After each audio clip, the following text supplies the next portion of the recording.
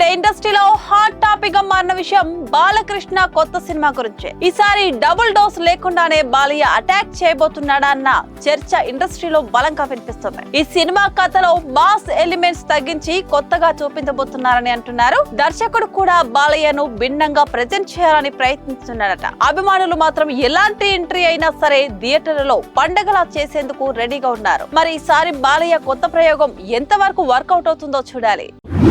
ఇప్పుడు సోషల్ మీడియాలో వైరల్ అవుతున్న విషయం నాని నిర్మాతగా మారుతున్న ప్లాన్ గురించి. ఏకంగా 3 సినిమాలను ఒకేసారి ప్లాన్ చేస్తున్నాడని ఇండస్ట్రీలో చర్చ నడుస్తోంది. కొత్త దర్శకులు కొత్త కథలతో ముందుకు రావాలని నిర్ణయించుకుంటున్నారట. హీరోగా మాత్రమే కాకుండా నిర్మాతగా కూడా తన మార్క్ చూపించాలని చూస్తున్నాడు. ఈ నిర్ణయం టాలీవుడ్ లో కొత్త టాలెంట్ కు మంచి అవకాశం ఇస్తుందనే అభిప్రాయం వ్యక్తమవుతుంది. మరి 3 సినిమాలు ఎలా ఉండబోతున్నాయో అన్నది ఆసక్తికరంగా మారింది. ఇక్కడ ఒక ఆసక్తికరమైన అప్డేట్ బయటకు వచ్చింది.